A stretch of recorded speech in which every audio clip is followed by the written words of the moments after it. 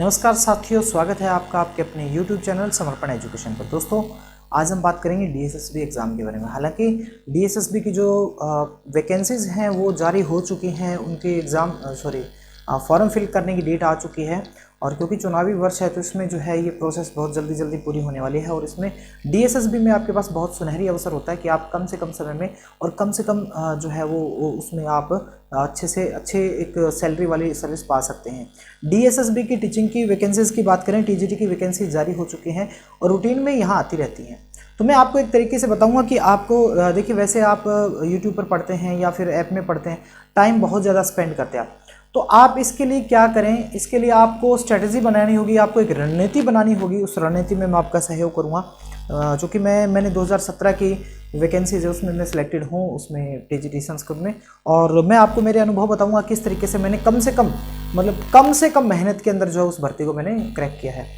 तो उसके लिए आपको ज़रूरी क्या है, उसके लिए ज़रूरी है आपके लिए एक स्ट्रिक्ट चीज़ें पढ़ना, वो चीज़ें पढ़ना जो एग्ज़ाम में अक्सर पूछी जाती हैं। उसके लिए मैंने आपको इसी चैनल के ऊपर आप जाएंगे, प्लेलिस्ट में डीएसएसबी के नाम से मिलेगी और उसमें पूर्व की परीक्षाओं के बहुत सारे 7-8 पेपर मैंने करवाए हैं। और उनके अंदर जो कॉमन क्वेश्चन आए हैं, जिन जिन टॉपिक से आए हैं, वो मैंने फाइंड आउट करके बताने का प्रयास किया है कि यहाँ पर कौन कौन से टॉपिक आपके एग्ज़ाम के अंदर आए हैं और आते रहते हैं, यानी रूटीन में आए हैं। वो भले ही टीजीटी, भले ही वो टीचिंग की हो, भले ही नॉन टीचिंग की हो, सभी प्रकार की वैकेंसीज में वो प्रश्न जो है पूछे गए हैं, उन टॉपिक से पूछे गए हैं। अगर बात करें टीचिंग वाली वैकेंसीज में, तो वहां पर तो ऐसे पूछे गए हैं। मान लीजिए पीजीटी इंग्लिश में प्रश्न पूछा है, उसी चैप्टर का दूसरा पीजीटी हिस्ट्री में पूछ लिया, उसी चैप्टर का प्रश्न जो है उससे मिलता जुलता इस प्रकार दूसरे एग्जाम में पूछा है। तो इस प्रकार से उनका जो एक पैटर्न है, प्रॉपर पैटर्न है डीएसएसबी का, वही उसी पैटर्न से वो पूछते हैं।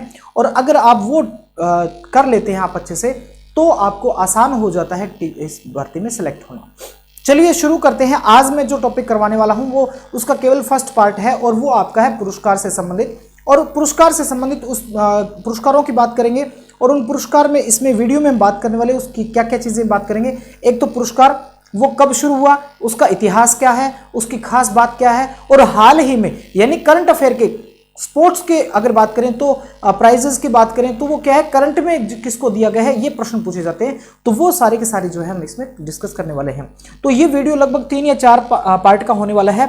तो आज ये फर्स्ट पार्ट है। फर्स्ट पार्ट में अगर देखें तो शुरू करते हैं। आपका पहला प्रश्न देखिए, अब मैं आपको एक चीज और बता देता हूं, इन प्रश्नों के माध्यम से जो है हम पूरे के पूरे चैप्टर को क्लियर करेंगे। क्यों? क्योंकि प्रश्न जब आपके सामने आते हैं तो आपका माइंड जो है वो वर्क करता है। एक तो पॉइंट आपको पढ़ा दिया, दूसरा अगर आपको क्वेश्चन पढ़ाया जाता है तो आप अपने दिमाग के ऊपर जोर डालते हैं उसको, अगर आपने पहले पढ़ा है तो उसको याद करने का। ठीक है, तो ये मेथड जो है वो मैं आपको मेरे एक्सपीरियंस के हिसाब से बता रहा हूं, बेस्ट मेथड है इसको डीएसएसबी को क्रैक करने के लिए। अब देखिए, क्वेश्चन के माध्यम से पूरे के पूरे 10-12 क्वेश्चन के अंदर आपके मेन चीजें आ जाएंगी। अब अगर देखिए, प्रश्न है ज्ञानपीठ पुरस्कार किस क्षेत्र में दिया जाता है। अब ज्ञानपीठ पुरस्कार की अगर बात करें तो किस में दिया जाता है, तो ज्ञानपीठ पुरस्कार साहित्य, इतिहास, नाटक और नृत्य। तो अगर इसका देखें तो ये ज्ञानपीठ पुरस्कार जो है वो दिया जाता है साहित्य के क्षेत्र में। ये जो है साहित्य क्षेत्र में दिया जाने वाला एक पुरस्कार है। अब देखिए, आगे की जो चीजें आएंगी उनमें जो है हम इन्हीं चीजों को करने वाले हैं, यानी कि इसके अंदर ज्ञानपीठ पुरस्कार की दूसरी चीजें जो है वो अगले वाले क्वेश्चन में डिस्कस करेंगे कि भारतीय ज्ञानपीठ पुरस्कार दिया जाता है। देखो किस लिए दिया जाता है। अब ज्ञानपीठ पुरस्कार आपको पहले प्रश्न में पता चल गया साहित्य के लिए। दूसरे में देखिए, हिंदी भाषा के प्रचार प्रसार हेतु, भारतीय लेखकों की आर्थिक सहायता हेतु, भारतीय भाषाओं के साहित्यकारों को रचनात्मक लेखन के लिए प्रोत्साहन करने हेतु, या नवोदित साहित्यकारों को प्रकाशन में सहायता हेतु। तो देखिए, ये जो दिया जाता है वो दिया जाता है आपका भारतीय भाषा। भारतीय भाषाएं कौन सी भाषाएं, तो भारतीय 22 भाषाएं, ठीक है, जिनका वर्णन 8वीं अनुसूची में है। 8वीं अनुसूची में जिनका वर्णन किया गया है, ऐसी 22 भाषाओं के लिए यह ज्ञानपीठ पुरस्कार दिया जाता है। क्लियर बात। अगली बात देखिए, अच्छा ये किस टाइम के लिए दिया जाता है, तो ये उनका यानी कि मान लीजिए 2024 में दिया जा रहा है, तो पिछले 10 साल की जो जो उनकी कृतियां हैं, पिछले 10 साल की जो उनकी रचनाएं हैं, उन रचनाओं के लिए दिया जाता है। आगे देखते हैं इसके पॉइंट। ज्ञानपीठ पुरस्कार के तहत कितनी राशि पुरस्कार में दी जाती है। तो चूंकि ये प्रश्न जो है यहाँ पर इसमें पुराना हो चुका है, अब ये राशि अपडेटेड हो चुकी है, इसलिए मैं दोनों चीजें बताऊंगा आपको कि ज्ञानपीठ पुरस्कार के लिए कितनी राशि दी जाती है, 5, 7, 11 और 51 लाख। तो 11 लाख इस कॉन्सेप्ट में अगर ये क्वेश्चन पूछा जाता है पुराने वाला तो 11 लाख है, लेकिन वर्तमान की अगर बात करें तो इसमें 15 लाख रुपए जो है वो पुरस्कार राशि, उसके साथ प्रशस्ति पत्र और एक प्रतीक चिन्ह जो है वो भेंट किया जाता है ज्ञानपीठ पुरस्कार में। ठीक है, भारत की 22 भाषाएं हैं, उन 22 भाषाओं के साहित्यकारों को प्रोत्साहित करने के लिए ये दिया जाता है। अगला देखिए, ज्ञानपीठ पुरस्कार कब से प्रदान किया जा रहा है, पॉइंट में क्लियर हो रही बात इसमें, 1954 से, 61 से, 65 से, 69 से। तो ये जो ज्ञानपीठ पुरस्कार है आपका भारतीय 22 भाषाओं के लिए 1965 से ये दिया जा रहा है, 1965 से ये पुरस्कार दिया जा रहा है। अब आगे इसके में देखें तो निम्नलिखित में से कौन सा पुरस्कार केवल साहित्य से संबंधित है, यानी कि केवल साहित्य से संबंधित है, पुलित्जर, मैग्सेसे, भारत रत्न और ज्ञानपीठ। देखिए पुलित्जर जो है ये आपका पत्रकारिता और साहित्य के लिए दिया जाता है, यानी कि इसमें पत्रकारिता भी शामिल है। मैग्सेसे है, इसको के ये विभिन्न क्षेत्रों में दिया जाता है, अनेक क्षेत्र हैं इसके, ठीक है, और इसको क्या कहा जाता है ये भी आप नोट कर लीजिए। रेमन मैग्सेसे अवार्ड जो है इसको एशिया का नोबेल प्राइज कहा जाता है, इसको कहा जाता है एशिया का नोबेल। ठीक है, एशिया का नोबेल पुरस्कार किसे कहा जाता है, ये डीएसएसबी का फेवरेट क्वेश्चन है, तो रेमन मैग्सेसे को कहा जाता है। भारत रत्न है, ये भी विभिन्न क्षेत्रों में जो वेरियस जो इसके फील्ड हैं उनमें ये दिया जाता है। ठीक है, तो यहां पर कौन सा है, ज्ञानपीठ पुरस्कार ऐसा है जो केवल और केवल साहित्य से संबंधित है, साहित्य में दिया जाता है। अगली बात, भारतीय ज्ञानपीठ पुरस्कार के प्रथम साहित्यकार विजेता कौन, यानी कि सबसे पहले का अर्थ है कि जब ये 1965 में जब ये शुरू हुआ था तो फर्स्ट टाइम ये किसने जीता था, किस साहित्य में जीता गया था, हिंदी साहित्य, बांग्ला साहित्य, कन्नड़ साहित्य और मलयालम साहित्य। तो ये किस में जीता गया था, 1965 में जब प्रारंभ में जो है ये कन्नड़ साहित्य में ये जीता गया था। और कन्नड़ के कौन थे वो अगले प्रश्न में आने वाला है कि ये सबसे पहले जीता किसने था, तो अगला प्रश्न। भारतीय पुरस्कार से, ज्ञानपीठ पुरस्कार से सर्वप्रथम साहित्यकार कौन है, जी शंकर कुरूप, ताराशंकर बंदोपाध्याय, केवी पुट्टप्पा, उमाशंकर जोशी।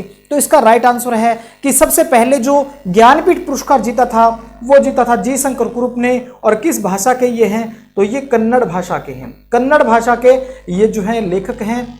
इन्होंने जो है जीता था, कब जीता था, तो 1965 में जीता था। 1965 में जी शंकर कुरूप ने कन्नड़ भाषा में ये पहला जीता था। अब आगे दूसरे विषयों की भी बात करेंगे क्योंकि इंपॉर्टेंट, हम हिंदी भाषी प्रदेश में है तो हिंदी भाषा से संबंधित जो है उसमें, तो ज्ञानपीठ पुरस्कार प्राप्त करने वाला प्रथम हिंदी का लेखक कौन था। अब देखिए पहला ज्ञानपीठ पुरस्कार किसने जीता, जी शंकर कुरूप ने जीता, लेकिन हिंदी में किसने, एच.एस. वात्स्यायन, महादेवी वर्मा, सुमित्रा नंदन पंत और रामधारी सिंह दिनकर। तो देखिए अगर बात करें तो प्रथम की अगर बात करें तो प्रथम किसने जीता था, तो वो था जी शंकर कुरूप। जी शंकर कुरूप जो है इन्होंने जीता है प्रथम। और प्रथम अगर बात करें, प्रथम हिंदी के कवि कौन थे, हिंदी के लेखक कौन थे, तो वो आपके आते हैं सुमित्रा नंदन पंत। कौन आते हैं, तो वो थे सुमित्रा नंदन पंत।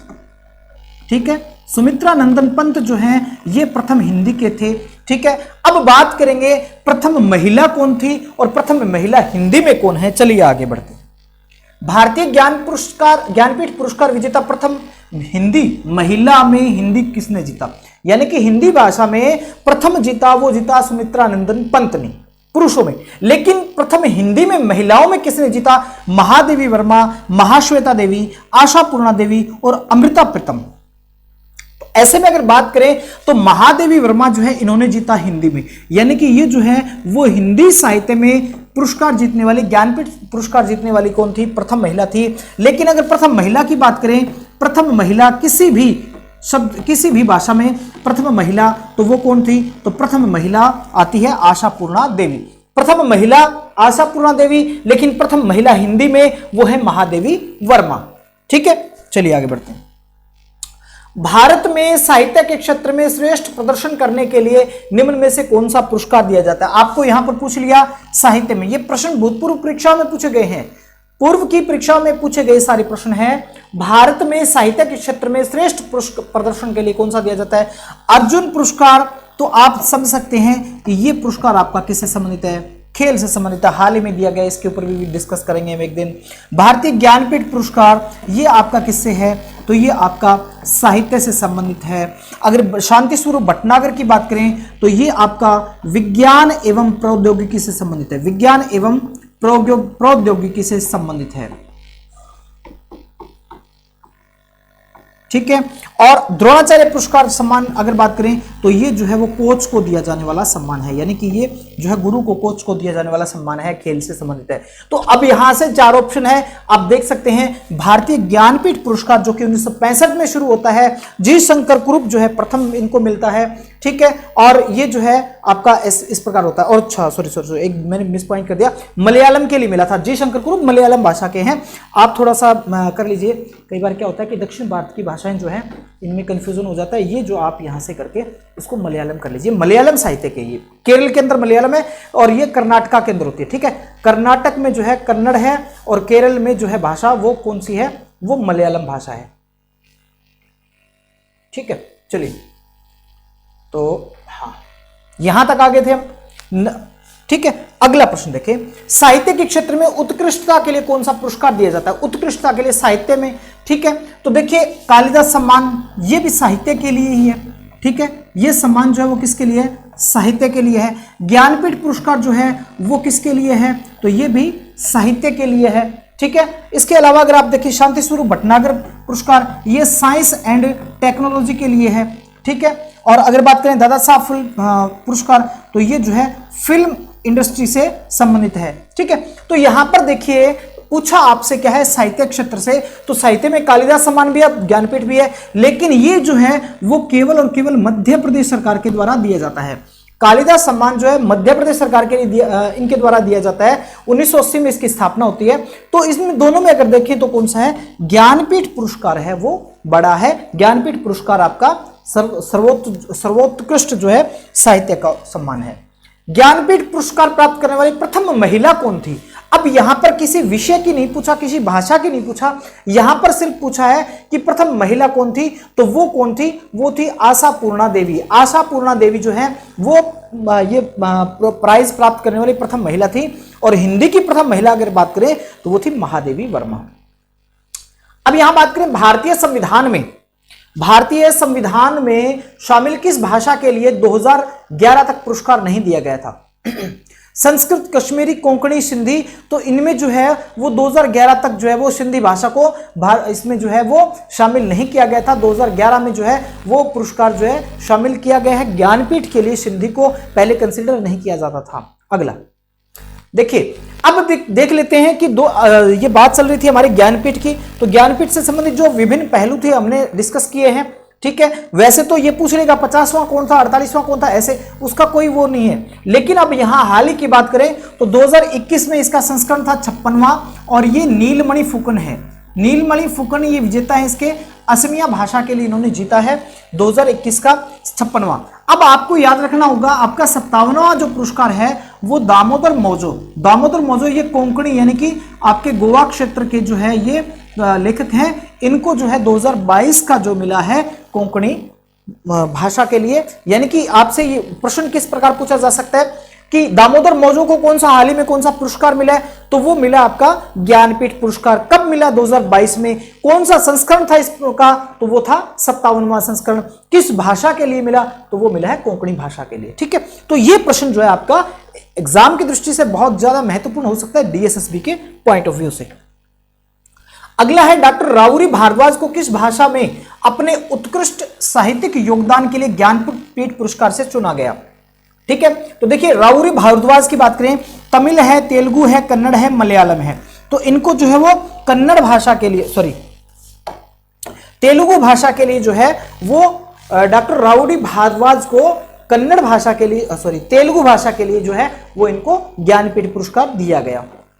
अब देखिए सरस्वती सम्मान, अब बात आ गई सरस्वती सम्मान की। तो सरस्वती सम्मान की अगर बात करें तो ये किसके द्वारा दिया जा रहा है, तो सबसे पहले तो ये हमें देखना होगा, ये जो है वो दिया जा रहा है के बिरला फाउंडेशन के द्वारा, के बिरला फाउंडेशन के द्वारा, ठीक है। के बिरला फाउंडेशन जो है इनके द्वारा दिया जा रहा है। कब से दिया जा रहा है? तो ये दिया जा रहा है 1991 से। ठीक है, बाकी बातें इसमें बाद में करेंगे, आगे प्रश्न में करेंगे कि ये प्रथम बार किसने जीता। तो सरस्वती सम्मान जो है वो किसमें दिया जाता है? नृत्य, साहित्य, नाट्य, अभिनय और फिल्म निर्माण। तो ये दिया जाता है सरस्वती सम्मान, साहित्य क्षेत्र में दिया जाने वाला पुरस्कार है।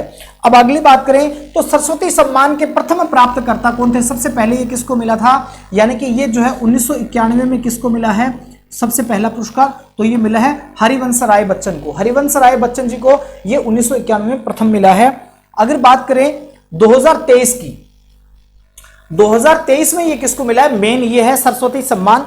ये देखिए तमिल लेखित शिव शंकरी, तमिल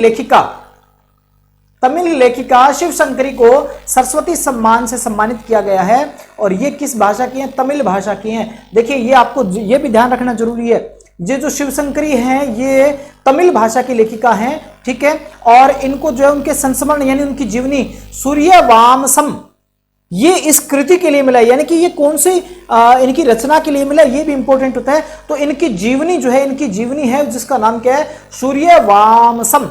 अब देखिए आपको डीएसएसबी के एग्जाम के पॉइंट ऑफ व्यू से देखें तो ये भी आपको ध्यान रखना चाहिए कि ये जीवनी है किसकी, क्योंकि पूर्व की परीक्षाओं में अगर देखें तो जीवनी से संबंधित भी प्रश्न पूछे गए हैं। तो सूर्यवामसम जो है ये जीवनी है शिव शंकरी की, जो कि एक तमिल लेखिका है, जिनको 2023 में ये जो है सरस्वती सम्मान से सम्मानित किया गया है। ठीक है, ये सम्मान जो है 2022 वाला है, यानी 2022 वाले को 2023 में सम्मानित किया गया है। ये आप इनकी फोटो देख सकते हैं। अगला देखें, के बिरला फाउंडेशन द्वारा 1991 में साहित्य के उत्कृष्ट योगदान क्षेत्र के लिए किस सम्मान की स्थापना की गई?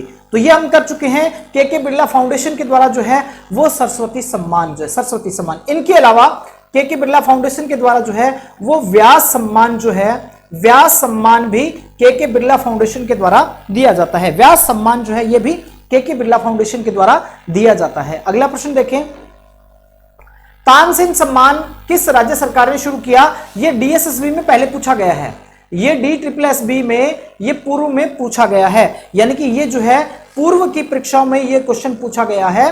तो ये जो है किस उत्तर प्रदेश, मध्य प्रदेश, गुजरात और महाराष्ट्र, तो ये मध्य प्रदेश सरकार के द्वारा तानसेन सम्मान दिया जाता है। इसके अलावा अगर देखें तो कालिदास सम्मान जो है, कालिदास सम्मान जो है ये भी आपका मध्य प्रदेश सरकार के द्वारा ये दिया जाता है, साहित्य के क्षेत्र में दिया जाता है। ठीक है, अगला प्रश्न, साहित्य अकादमी पुरस्कार अंग्रेजी सहित कितने भारतीय भाषाओं में गत 5 वर्षों में प्रकाशित उत्कृष्ट रचनाओं के लिए प्रदान किया जाता है? साहित्य अकादमी पुरस्कार जो है वो कितनी भाषाओं के लिए दिया जाता है? तो ये जो है भारतीय भाषाएं, यानी कि ये पूरा का पूरा 22 भाषाएं जो है भारतीय संविधान की 8वीं अनुसूची में 22 भाषाओं को मान्यता दी गई है। उन सभी 22 भाषाओं के लिए ये साहित्य अकादमी पुरस्कार जो है वो प्रतिवर्ष दिया जाता है। अगला देखें, निम्नलिखित युग्मों में से एक सुमेलित नहीं है, यानी एक सुमेलित नहीं है, वो कौन सा है? तो कलिंग पुरस्कार, ये विज्ञान की लोकप्रियता के लिए है, इसको आप कह सकते हैं अंतरराष्ट्रीय विज्ञान पुरस्कार। इसका दूसरा नाम क्या है? अंतरराष्ट्रीय विज्ञान पुरस्कार जो है वो किसका नाम है? तो ये कलिंग पुरस्कार का नाम है। डेविड कोहेन पुरस्कार, तो ये साहित्य क्षेत्र में दिया जाता है, ये दोनों बिल्कुल सही है। बोरलॉग पुरस्कार कृषि, नॉर्मन बोरलॉग के नाम पर ये कृषि क्षेत्र में दिया जाता है, श्वेत क्रांति, हरित क्रांति के जनक। और पुलित्जर पुरस्कार धर्म में प्रगति, बिल्कुल नहीं, पुलित्जर पुरस्कार जो है वो किसमें? पत्रकारिता और साहित्य में दिया जाता है, पत्रकारिता और जो है वो साहित्य में दिया जाता है। ठीक है, तो ऐसे में आपका डी जो है वो राइट हो जाएगा, क्योंकि पुलित्जर पुरस्कार धर्म की प्रगति के लिए नहीं दिया जाता। अगला, 1952 से यूनेस्को के द्वारा दिया जा रहा है। देखिए पुलित्जर पुरस्कार की अगर बात करें तो ये कौन देता है? तो ये यूनेस्को द्वारा दिया जाता है। कब से दिया जा रहा है? 1952 से दिया जा रहा है। ठीक है, और अरे ये कहां फिट हो गया? ये भाई इसमें पुलित्जर का नहीं है, ये मैं आगे बताता हूं ये किसका है। ये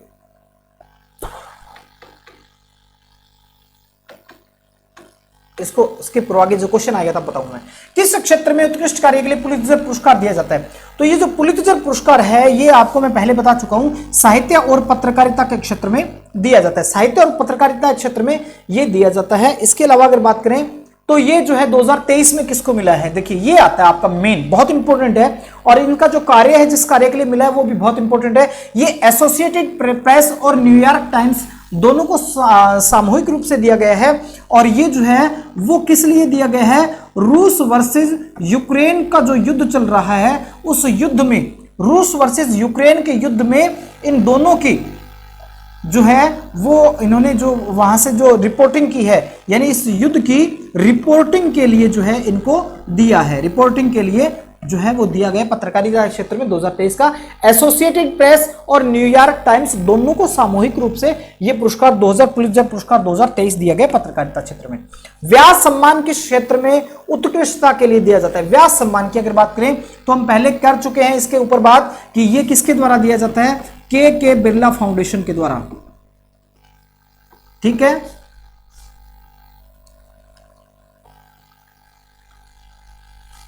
के बिरला फाउंडेशन के द्वारा ये पुरस्कार दिया जाता है। और ये किस क्षेत्र में है, तो ये आपका साहित्य के क्षेत्र में ये दिया जाता है। अगला प्रश्न देखें, अब इस पुरस्कार की राशि कितनी है, पुरस्कार की राशि है 4 लाख रुपए, यानी कि ये जो पुरस्कार है व्यास सम्मान, इसकी राशि 4 लाख रुपए है। ये भी 1991 से प्रारंभ है।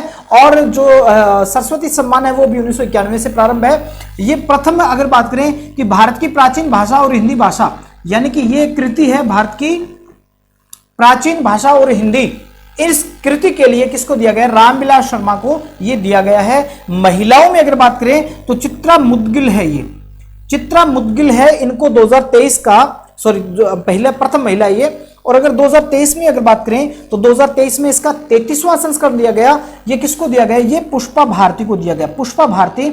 और इनकी रचना है यादें यादें और यादें।